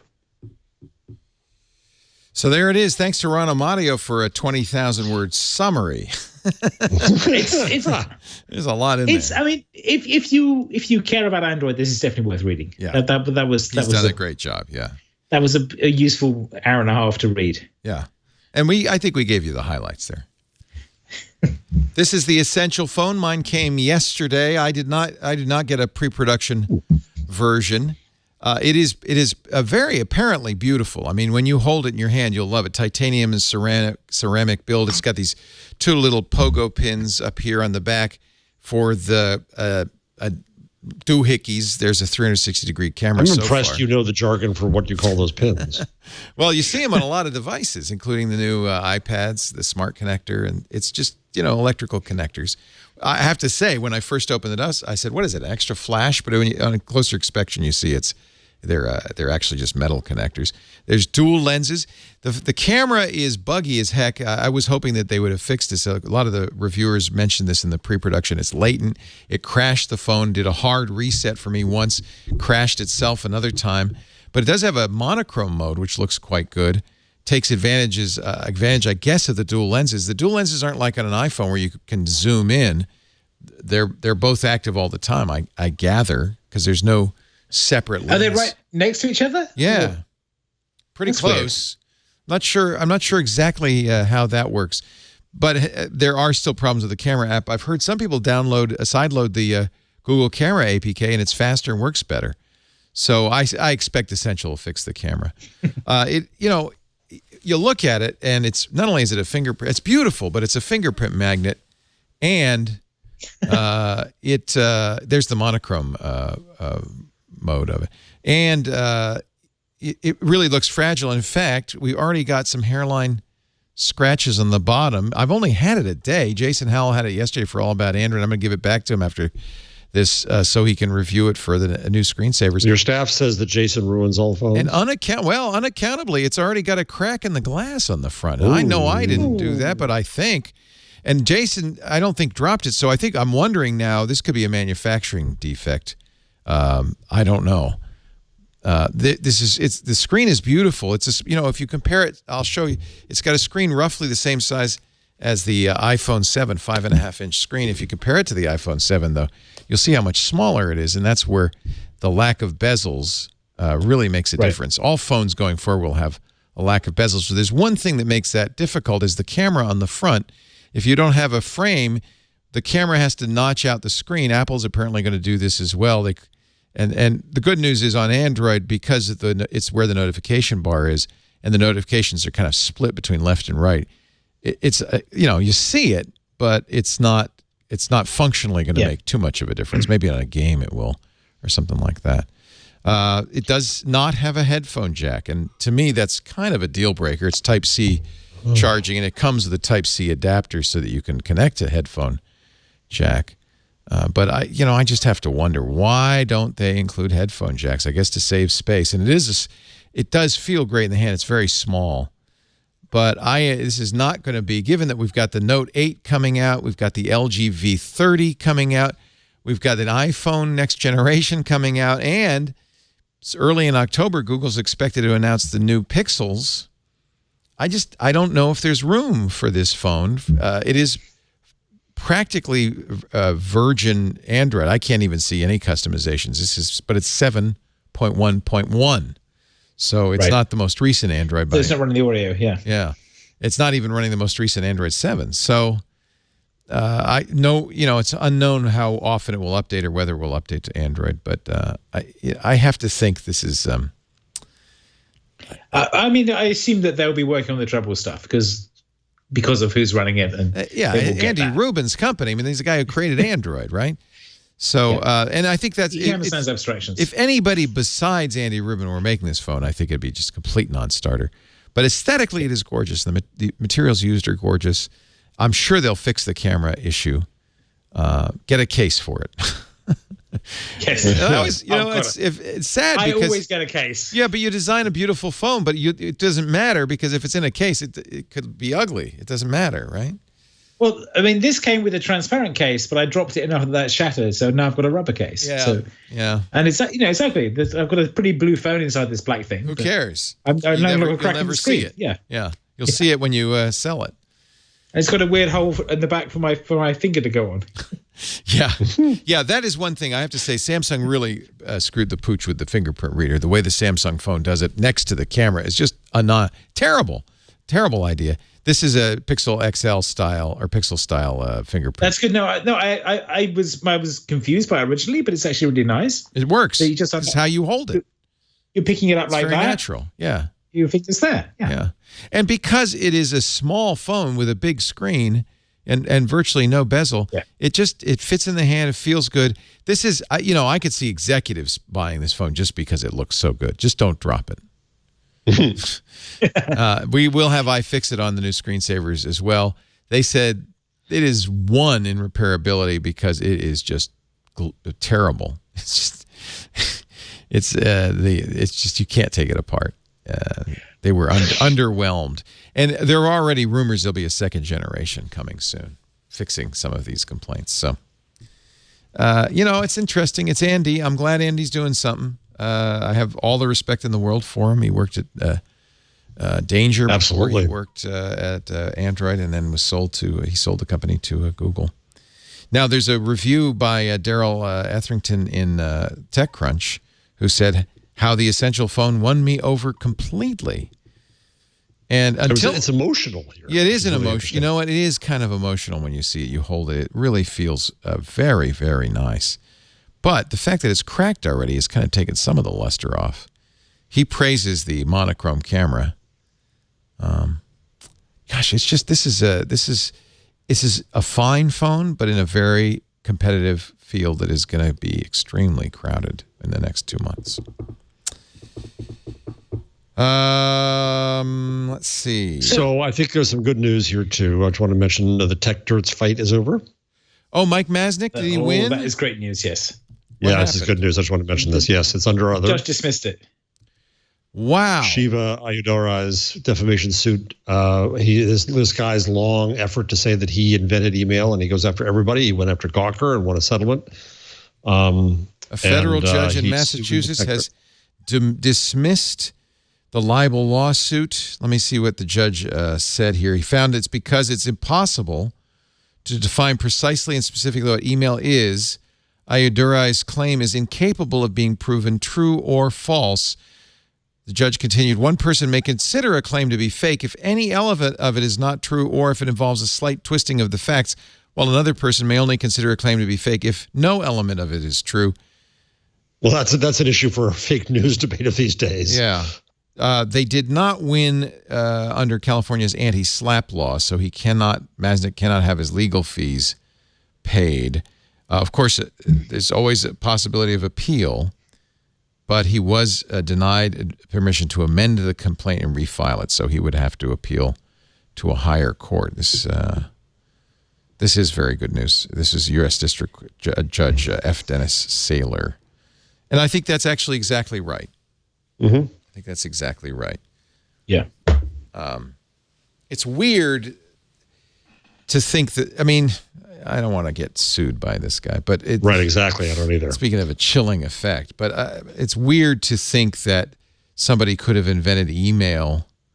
What was the year? He was like as late as the 70s. I'm trying to remember. It was long after email had been invented. Yeah, it was long after I was using email. He claimed he invented it in high school. It just didn't. He said he was a high school student in the late 70s and invented email. Well, this is another one of these things where the idea of invented is just misunderstood. Right. And the patent system sort of leads people towards this nonsense. But, right. Inventing is not thinking of something. Inventing is actually making it work. He does have a copyright for his program called email. So what? There were no software patents. I can have a copyright for the words I say on the show. Yeah. Yeah. Everyone has a copyright everything they write ever. That was what happened with the Basel copyright thing in 1976, whenever it was. So I wish Stacey were here for one story. Well, every story. I wish Stacey were here for every story. No offense, Kevin, but there's one story in particular, Juicero. Oh, the Juicero story. Yeah. I remember that Stacey knows Doug Evans, right? I know she does. That's why I'd love to hear her perspective. And she has said in the past that he's a nice guy. He was a restaurateur, an entrepreneur. His restaurants, what were they called? Organic Avenue, something like that, went bankrupt. But he started this juice company called Juicero, initially crowdfunded at $700. They raised a considerable amount of money, 120. Whoa, sorry about that. I hate autoplay video. Have I mentioned that? They raised considerable amount of money. Google's venture capital arm and other backers poured $120 million into Juicero. They eventually got the machine down to $400 plus the cost of a subscription to the juice packs. The juice press, according to Doug Evans, wields 4 tons of force, enough to lift 2 Teslas. But turned out, Bloomberg tried this, you could squeeze it with your hand. And so if you could get the juice packs without the Juicero, which you couldn't, you could just squeeze them out, and it would be exactly the same. At which point they are Odwalla. Yeah. Yes. Yeah. So Gwyneth Paltrow liked him after working. Ivanka Trump liked him. She liked Juicero too, huh? She tweeted out a support for Juicero. Yes. Doug spent 3 years building a dozen prototypes for devising Juicero's patent-pending press. In an interview with Recode, he likened his work to the invention of a mainstream personal computer by Steve Jobs. And in fact, it was quite over-engineered. There are 400 custom parts in here. There's a scanner, there's a microprocessor, there's a wireless chip, there's a wireless antenna. He actually pitched it as being able to squeeze large chunks of fruits and vegetables, but in fact, the stuff was already juiced in the packages. Anyway, they've gone bankrupt. And the good news is, and this does, I think, speak well of Doug Evans, they're refunding everybody's money. So if you bought a Juicero, whether at $700 or $400, they say, we'll see, they say you'll get your money back. I imagine the investors are terribly happy about that. Yeah. And I saw pictures. Apparently, the number of bodegas in New York and elsewhere were using Juiceros and selling, but that you won't be able to get the packets anymore either. So the packets were only available in 3 states until Tuesday, when the company expanded to 17 because the packages can't be shipped long distances. So the whole thing is just what's most amazing to me is that he raised $120 million. That's amazing. This is bubbly. Yeah, that's bubbly. It's juicy. Right? It's a juicy time. People look at Dollar Shave Club and a bunch of other companies kind of, doing these subscription services and probably thought, well, juice, right? No. Right, but Yeah. Okay. So, but it's between a literally between a rock and a hard place, isn't it? Yeah. I mean, it's between. Well, we have a solution for that. It's been naked juice, not wallow, which is here's the juice in a thing, put it in your fridge and drink it. And those little metal things that squish citrus that I've got one. Well, thing if in the you ever kitchen bought over there, a juicer, I've had an industrial juicer, and those things are I've got the a devil. juicer. Those are the devil to clean. They're horrible. So I understand why people might have thought, oh, look, if you could simplify this, No, I mean, if you want to like pick apples from the garden and stick them in the juicer and make apple juice, you can do that and it works. Yeah. But then you've got to spend 15 minutes scrubbing the damn thing with a brush. That's right. And it's so you need a self-cleaning juicer. That's the invention. But the point is, this isn't AeroPress, right? Right. AeroPress was actually a bit of engineering where they said, okay, coffee making is messy. What if we reduce the essentials? Here's a giant syringe with a filter paper in the bottom. The best thing ever invented, by the way, and it's only $30. Yeah. It's 25 quid. It makes great coffee. Love it.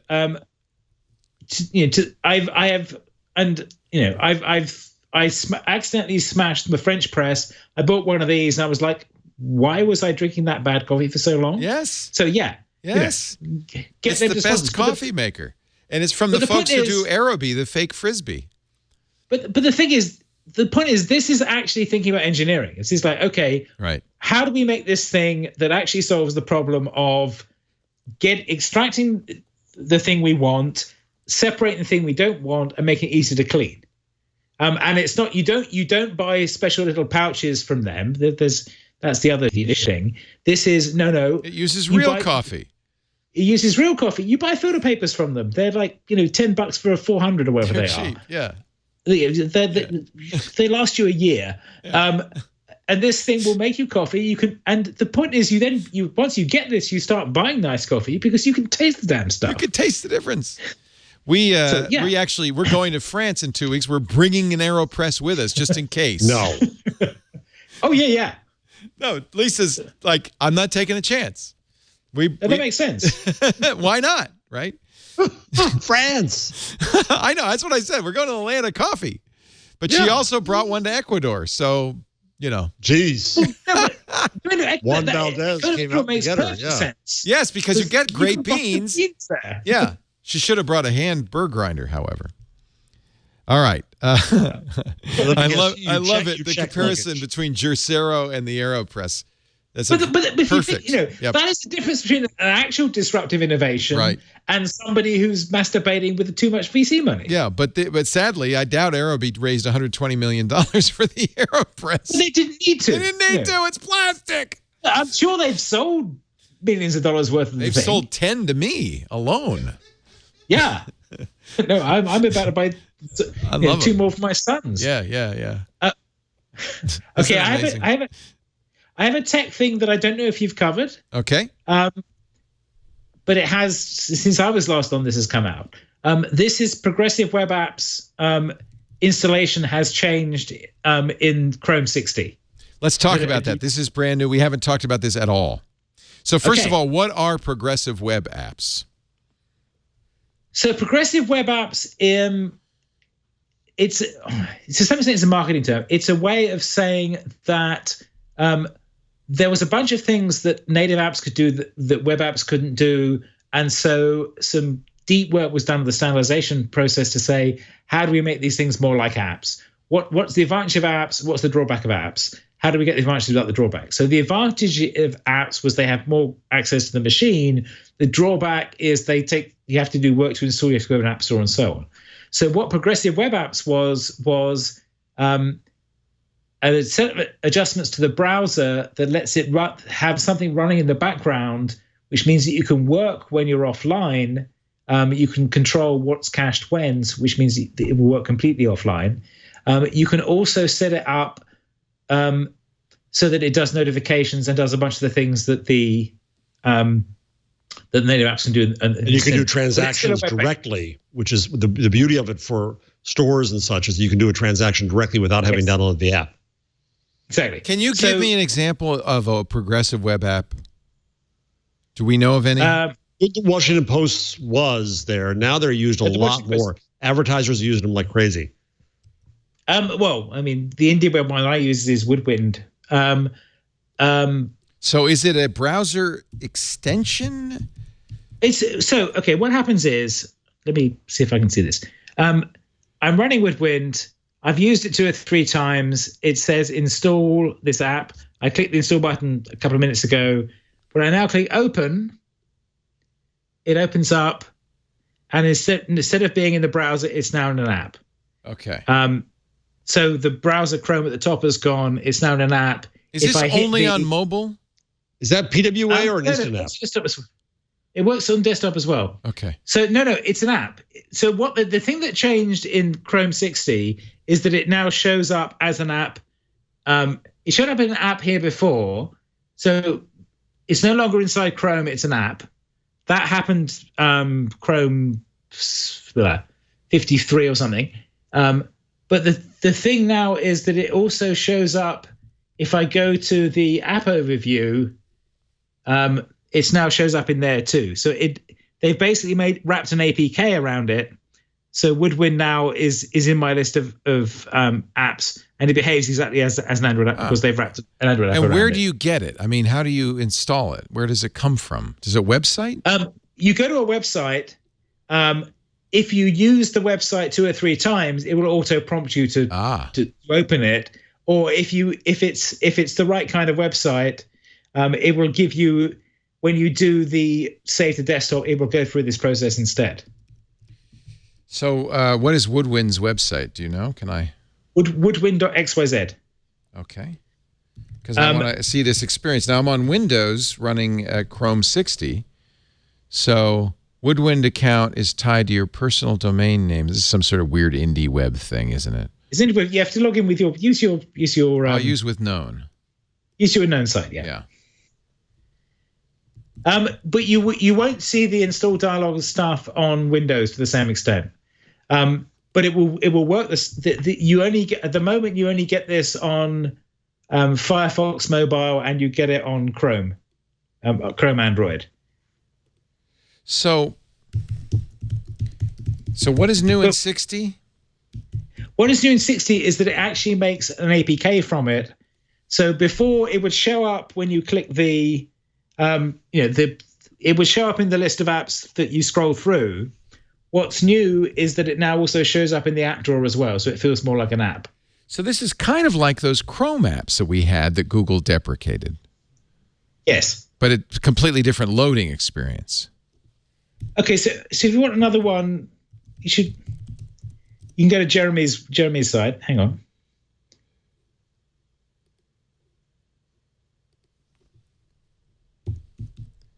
What, from a point of view of an end user, what's the value? Okay, now I'm finally authenticated.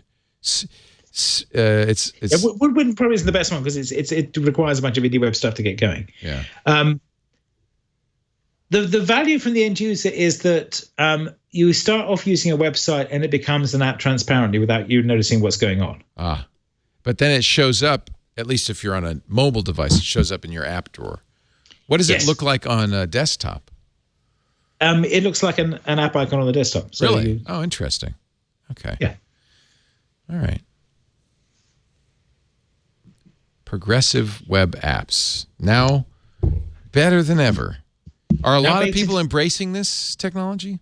Yes. No, I mean, people are starting to see that this is, particularly if you've got something that is very web bound. And this makes a lot more sense. And you don't want to set up a roadblock to people to install the app. That's a big problem. I could see why a newspaper, for instance, might use this. If I keep going to the Washington Post, eventually I have a Washington Post app kind of magically. Yes. But Kevin, isn't that also, I mean, there's also, at the same time, there's progressive web apps and Android instant apps. Yeah, that's sometimes I confuse the two, but those are different. So Android instant apps is to be able to pull a piece of an app out and serve it on the web. A progressive web app is a web page that has so much in it acts like an app. No? Is that the simplest? Yeah, so progressive web apps is, it's a web page that gradually turns into an app. So, okay, another example, resilientwebdesign.com, which is Jeremy's book. He made that into a progressive web app just because he could. So if you go to that on Android, and you can read the book, and then it will offer to install it as a web app, and then you get the little, you get it as an app, shows up here. That's really interesting. And then if I click that resilience, it pops up and there's the book again. Oh, that's really cool. So you can do this. You can create a web app around content that will then work when it's offline. So if I airplane mode this. See, I do that all the time. I think, I want to download this site, or I want to somehow capture this so I can continue. In this example of Jeremy's book, I could easily see downloading the PDF so I could read it. So if I just go back to the site a bunch, it's cached all the pages now. Yeah. Yeah. So, and that just does it the first time you visit, or does it? I think it's like the second or third time you visit. I mean, that's a great idea. So yeah. Do people mind? I mean, it's a 7 megabyte download. Do they mind that I have this 7 megabytes of this? Is it in cache? Where does it store it? It's a caching thing. So it's stored as a cache part of the browser. Okay. Yeah, you could probably abuse this a little, and then the browser will start unloading you. Right. But for textual content, there's no real pain from it. Right. Neat. But it's this subtle thing that's this is like the end run of like about 3 years worth of work to say, how can we make the web more app-like? Right. How can we make this part of the experience? And it is now very, very smooth. So if you're developing something that is primarily content-like and web-like, this is just going to make the experience smoother for many more people. And another key thing is that the offline stuff works better. So really good use for, say, I'm thinking about us. If you came to our website, twit.tv, a few times to download podcasts, it would just kind of automatically show up as an app in your phone. Yes, absolutely. And then how do users feel about that? Do they mind that? Well, they have to click a button and say yes, add it. Okay. So, but it will prompt them to do that. But it definitely eliminates that barrier. Yeah, and then when there's a new episode, you can make a notification come up and say there's a new episode. See, that's nice. I like it. How hard is it to develop these? I like this. It's not too bad. I mean, they're basically developing a website. There's a manifest file you can add that describes what basically gives it an icon and says it go on the desktop. Yeah. You have to have HTTPS, and you have to create basically a piece of code that will run to do this work of the caching and to handle the notification. So is it essentially a web view, or is it something different? It's an enhanced web app. It's a web page that has some extra powers. Okay. It is also AMP based, right? Oh, is it? No, it's kind of orthogonal to AMP, but you can it's complementary. Okay. So you can. The nice thing about AMP is that it gives you compact things that you can run that will give you a standalone experience. And so if you combine that with the progressive web app, which is what that WAPO thing did when they still had it, it would give you a bunch of stories that were offline, so that you could then read them on the subway or whatever. So there's a nice complementarity between the two, but they're actually working in slightly different domains. And then there's Facebook like buttons, which account for 16% of an average website's code. Yeah. That was amazing. It really is. It's a lot of JavaScript, right? Caching stuff. Yeah. Wow.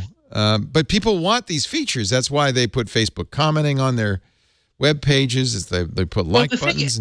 But you're ending up downloading a whole bunch of stuff.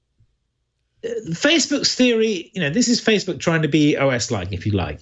So they've got an SDK that includes all the things that are Facebook-flavored stuff you can do. And the assumption is once you've downloaded this once, you've got it for all the sites that are using it. So the pain of downloading it isn't that high. But it does mean that you've still got to download it once wherever you are, but also you've still got to execute all this code.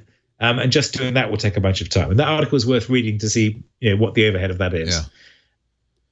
It's like it's like these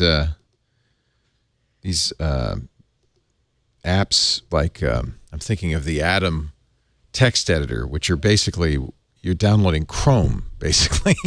Yeah. Plus a bunch. It's a browser you're downloading with a bunch of JavaScript. So does that Facebook button work in AMP?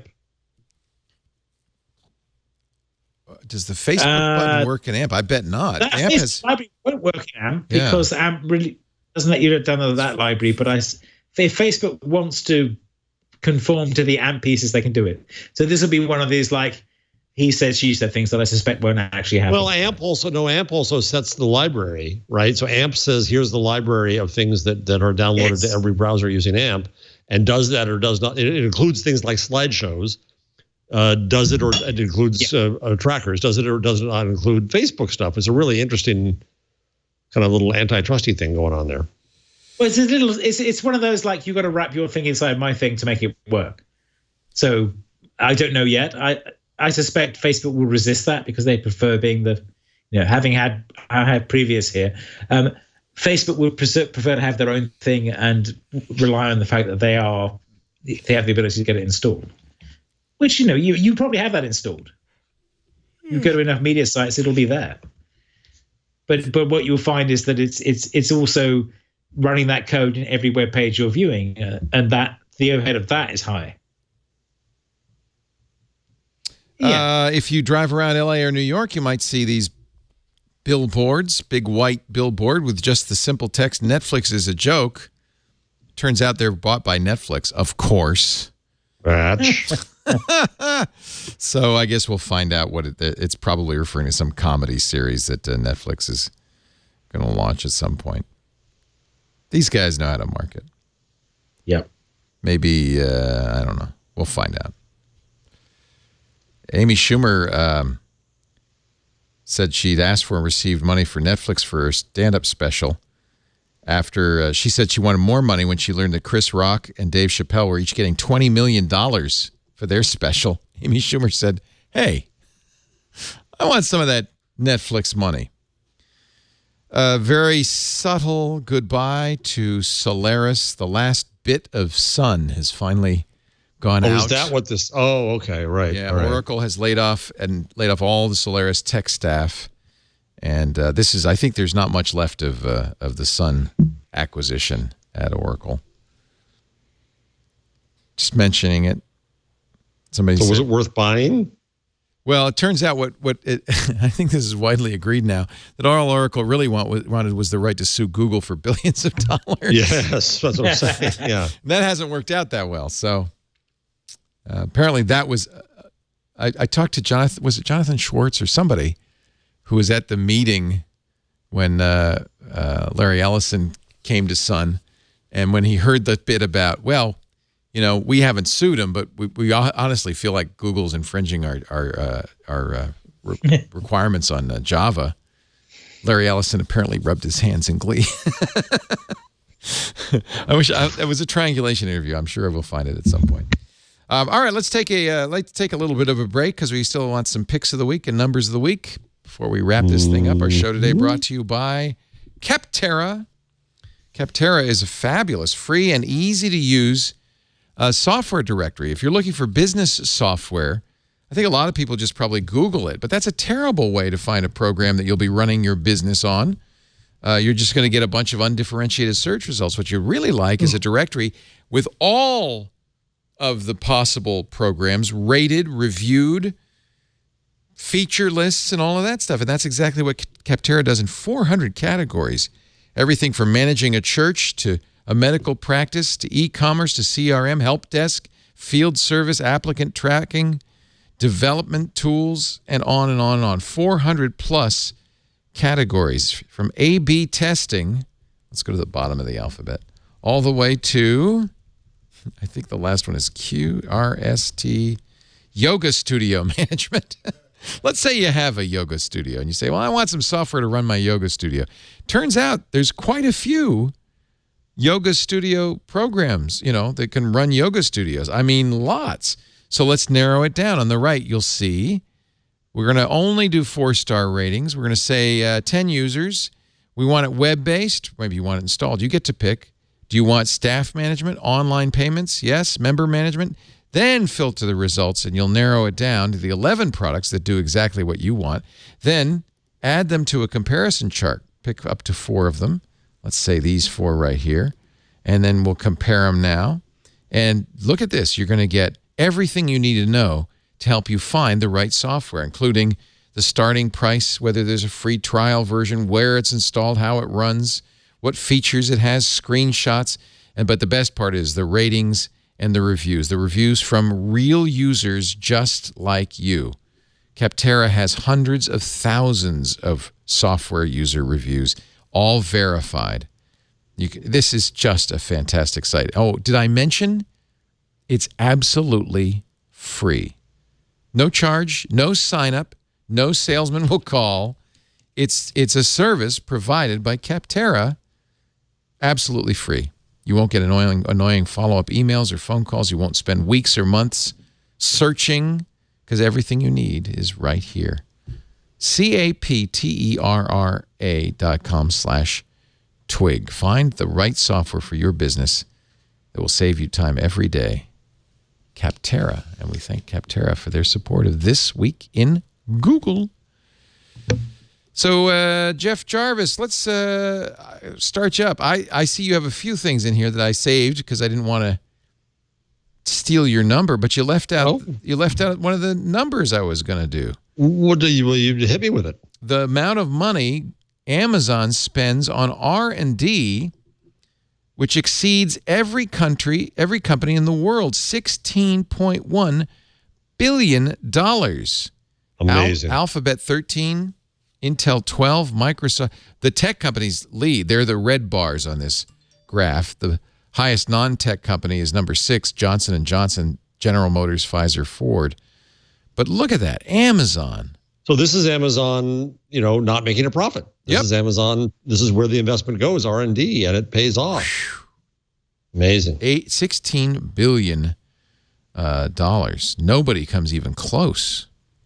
So I wasn't going to mention that because I thought, that'll be Jeff's numbers for sure. But that's a good one. You got some other ones.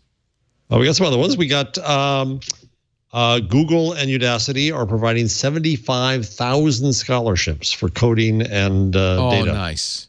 My daughter's taking a Udacity course on artificial intelligence. She wants to. Wow. Yeah. Jake finished one on app development. Isn't it great? I just want to. Such a good thing.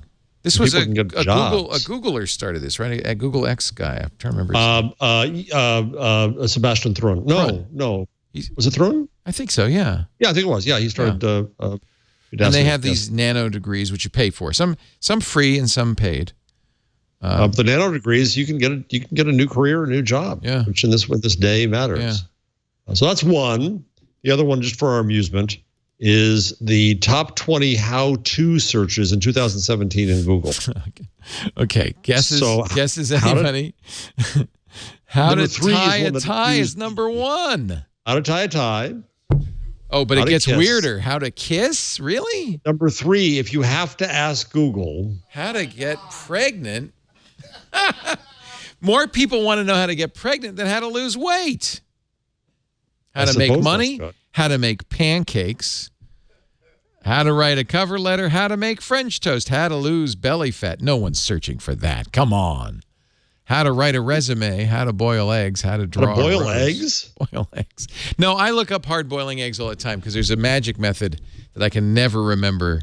So I do search for that a lot. But I know how to do it roughly, but I just need to have the details. How to get rid of acne? Oh, number 18.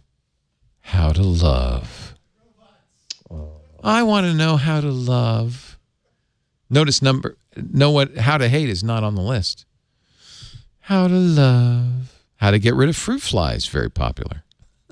So Simon Rogers, who's Google's data editor, a friend of mine, says that how-to searches have increased 140% since 2004. Everybody I know learns how to do stuff on YouTube. Yeah. My son has basically learned how to cook on YouTube. He says everything is on YouTube.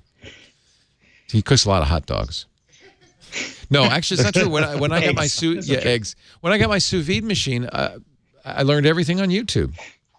It's amazing. YouTube is the best I would guess that, more education going on YouTube than anywhere.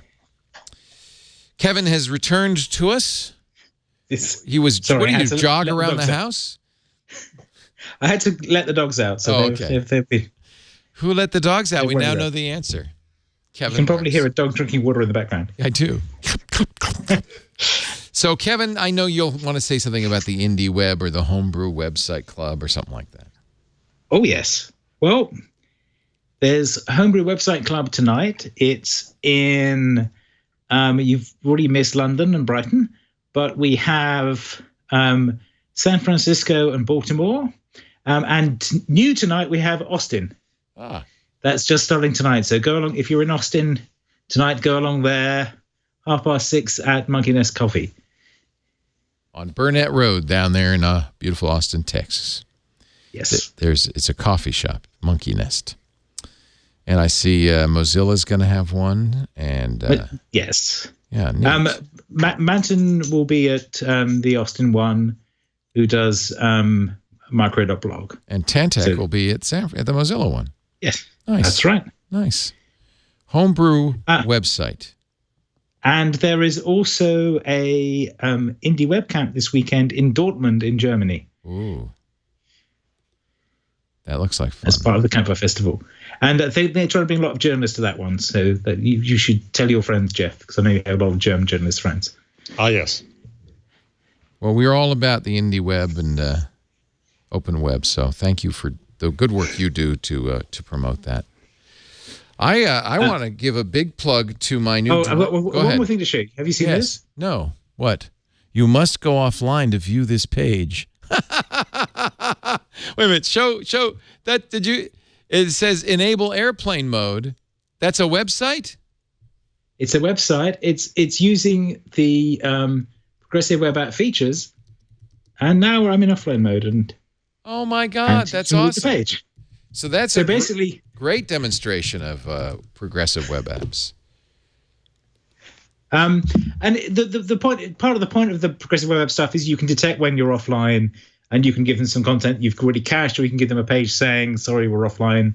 Come online again." But so this guy said, "Well, this is Chris Boland," and so presumably when I'm on this first page, it's now caching the rest of it. Right. It's now cached the offline page, and then when you go offline, it will appear. Oops, I didn't turn airplane mode on again. That's my phone. That'd be kind of fun. Let me see if you could do this on a desktop, I guess, huh? I think the desktop won't work in the same way, but let's try and see. All right. I'm trying to figure out how I go offline on this machine. That's the challenge on the desktop. Yeah. Yes. Well, I know there should be a little Wi-Fi thing here somewhere. I don't see it though. Is this you running Chrome on Windows? Yeah. Windows. There's probably a way to do it. I'll just do this. Oh, there's definitely a way to do it. I just for some reason don't see it. So let's go into airplane mode. I am now in airplane mode. Let's return to my page. I've lost everything. Nothing. Come on, I'm offline. Do I have to refresh? Maybe. You're on Chrome, right? Yeah. Yeah, it's Windows is the problem. I'll forget it. Do this on your phone. I've lost my mouse now. You've gone offline. Just having a bad day. You lost your mouse. Sucks. Screen goes black. You crashed my computer. All right, well, I can't show my pick of the week, but I will be demonstrating it, and if I don't crash it between now and Saturday on the new screensavers. I have the worst luck with drones. I see all these beautiful drone videos people are taking, and finally Alex Lindsay convinced me, no, you can fly this drone. I've heard this before, by the way. The first drone I ever got, I was told by our drone expert, Father Robert Balassier. We call him the what do we call him? The what? The Quad Father. We call him the Quad Father. That's good. Yeah, he's a quadcopter expert. He said, get a cheap one because you'll crash it right away. So I got a $40 drone, used it once, turned it on, said, go up. It started going up. I said, come down. Come down. It just went up like a balloon and never came back. I don't know where it ended up. I lost sight of it. So that's $40 down the tube. Next one I bought, $500 Bebop drone that everybody said, you can't crash this. First thing I did, crashed it. And it's ever since, I still have it. When you launch it, it falls over like this. So I really wasn't that excited about getting another drone. But then I thought, well, it'd be fun because I'm going to be going on a Caribbean sail with my son, and he wants to make a video and all that. And I said, well, it'd be great if we could have a drone fly over the. So Alex Lindsay convinced me, and you could pull up the, it's from DJI. It's called the Mavic Pro. You fold it up. You can carry it. It's tiny. I mean, it's not a tiny drone, but when you fold it up, it's not big. It's like the size of a computer power supply, sort of. A little expensive, but man, what I learned is we are really in a whole new era of drones. These things are so much better than the early drones. They do so many things. This has all these follow modes. You can set it to recognize you or a person. It will continue to follow you as you ski or run or sail. It can recognize a boat and continue to follow the boat. It can rotate around it, keeping its eye on you. It can follow you in profile. Anyway, I've already flown it a few times and haven't crashed it, which is a good sign. Knock wood, Leo. Knock wood, because it's expensive to crash it. But the 4K video looks stunning that I got back. I would show you, but I'm basically offline at this point. I don't know, and I can't get back online. So, but you'll see more. I'll do a full review. In fact, we'll fly it on the new Screensavers on Saturday. But I'm very impressed. The Mavic Pro. This is DJI. It's on the camera's on a gimbal. It works with a smartphone. You can plug it in, and they even have they have a VR helmet you can wear if you want to. How much, Leo? How much? 1,000. Not too bad. Oh, all right. You're buying an airplane, for God's sake. Well, the main amount of technology in this thing blows me away. So, 1,000. I know it sounds like a lot, but this has got a lot more technology in it than a $1,000 smartphone. I mean, this thing is kind of mind-boggling. It flies for a half an hour. It can go 12 miles away, or no, 4 miles away from you. It has GPS built in, so if you do lose track of it, I really need this, it will just come home. Or there's a home button you can press, and it will come back to where it took off from and land. And I did try that. The first thing I did, I said, well, will it really do that? It's like Find My Phone for a drone. That's really good. Yeah.